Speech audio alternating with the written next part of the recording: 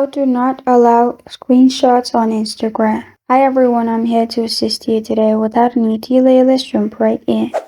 First, open your phone and then scroll down your notification bar from the top. In here, turn on airplane mode and make sure your data and Wi-Fi is turned off. After you've done that, open Instagram on your device. Then take the screenshot of what you want to take screenshot of. After you take the screenshot, you can go back from the Instagram app, turn on your Wi-Fi or data, and turn off your airplane mode. After you do that, screenshot notification will not be sent. And this is how to not allow screenshot on Instagram.